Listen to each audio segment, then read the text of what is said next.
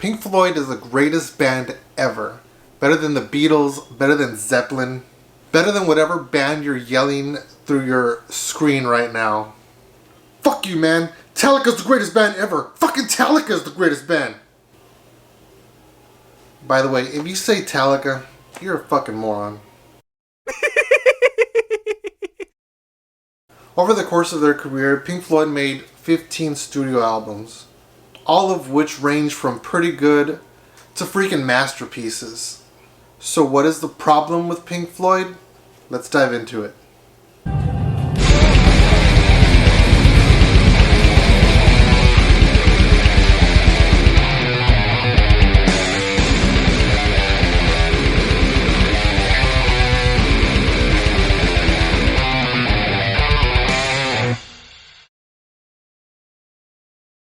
Hello, welcome back to the channel, and if you're new here, I like to talk about nerd shit.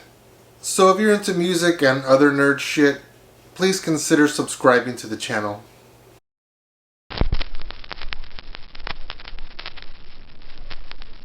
In 1964, the Megadeths, yes, you heard that right, the Megadeths, eat your heart out, Mustaine.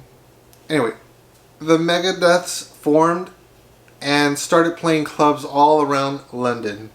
By 1965, the band had gone through several name changes, and eventually they settled on the Pink Floyd sound, and eventually again settled on just Pink Floyd. Founding member Sid Barrett was considered the leader of the band, as he wrote most of the songs and was the main creative force for the band. All of their hard work eventually paid off, because by 1967 they had secured a recording contract and were set to record at Abbey Road Studios. Yeah, the same Abbey Road. During this time, the use of LSD went hand in hand with the psychedelic music of the era. Now, some people say that Sid took a little too much Sid and he went crazy as a result of it. Others say he simply hated the baggage that came with stardom and just couldn't handle it anymore. One thing's for sure though, the young, happy and outgoing boy was now an unhappy and insane recluse, with a look in his eyes like black holes in the sky.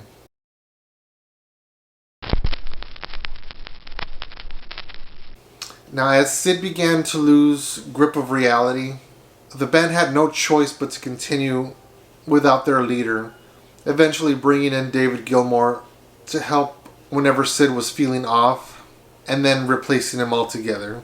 By the time they released their third album, although not bad, it kind of felt like they lacked direction. In time, Roger began to take on the duties of the band leader and eventually began writing all the songs and coming up with the themes for the albums. As they jumped from being a pretty good band from jolly old London to international superstars and eventually legends, Roger's ego inflated. Inflated just like that pig. You know which one. He felt that his writing and thematic direction were responsible for their major successes, and so whatever he says should go. And if you don't want to contribute, then you can leave the band. Which ended up happening to poor old Richard Wright. By the time Roger came around to writing The Wall, he had kicked out Rick and wanted to record the album on his own. Due to financial issues, they decided to collaborate altogether, except that Rick was brought in as a studio musician and paid a studio musician's wage. However, he did do the tour with them for The Wall. Now, The Wall's main character, Pink, was heavily inspired by Sid Barrett and his descent into madness. However, it was pretty evident that it mirrored Roger's descent into madness.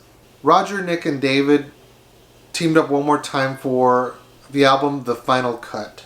David was against the idea of using leftover songs from The Wall and throwing them on a brand new album and just labeling it as a brand new Pink Floyd album. But Roger used some songs anyway. He added a couple of other songs, scraped together a concept, stamped the Pink Floyd name on it, and had it released. Now in 1985, when Roger left, he sued the band for the Pink Floyd name but lost in court.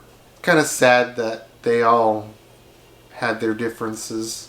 They made some really great music all through the 70s. It's a shame, it's a damn shame that they couldn't work out their differences.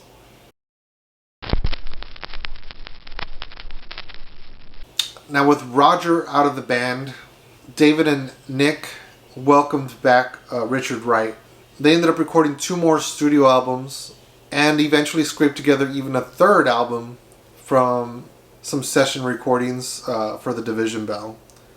Now it's funny that they decided to do that since David was kind of against using old songs for the final cut. But not a bad album anyway. I mean, it's not their greatest, but it's still a decent album. As with the previous leaders, David led the band in a different direction, and Pink Floyd had a new sound. They sounded more mature, the music sounded more hopeful, and were all successes. So what exactly is the problem with Pink Floyd? Insanity. The insanity that afflicted Sid, leading to his fall from the public eye. The insanity of Roger for letting his ego control him.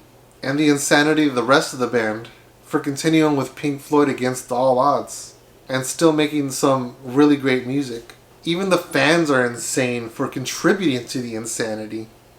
But even though they were all insane in some sort of way, they made some of the greatest music of all time. And if you haven't heard any of it, go and check it out. Do what I did. Just go buy an album, and then buy another one, and then buy another one, and eventually you have them all.